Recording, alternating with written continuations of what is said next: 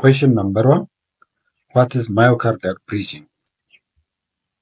Myocardial bridging is coronary segment passing through the myocardium. The coronary arteries normally take an epicardial course over the surface of the heart, but they occasionally have an intramyocardial segment that may get compressed in systole and cause symptomatic ischemia.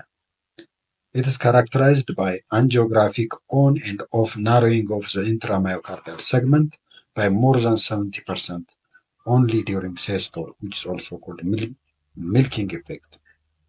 This phasic obstruction distinguishes bridging from vasospasm, which is present throughout the cardiac cycle. Bridging is almost always limited to the left anterior descending artery. Question number 2. What are the clinical manifestations of myocardial bridging? Exertional angina and ischemia during stress testing. When the myocardium contracts during systole, it squeezes the bridged coronary artery and obstructs blood flow.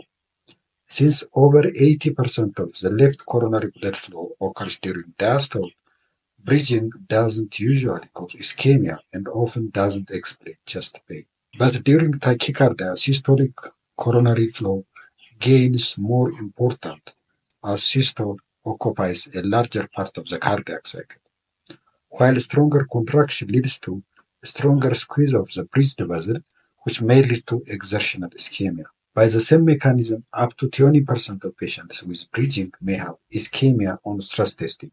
Question number 3. What are the treatment options of myocardial bridging?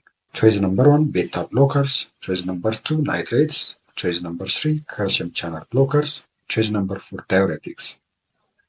The answer is beta blockers.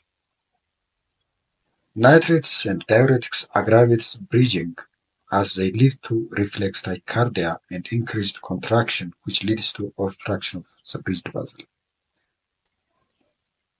Beta blockers are the mainstay of therapy for myocardial bridging because they decrease heart rate and contraction, which results in increased blood flow during systole. Calcium channel blockers may be beneficial if vasospasm is also present on the bridged vessel.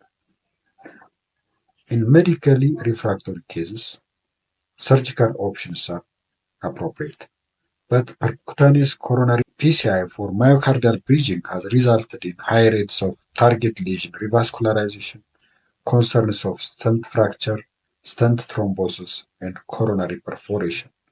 The usefulness of PCI is very limited and is not recommended for treatment of myocardial bridging.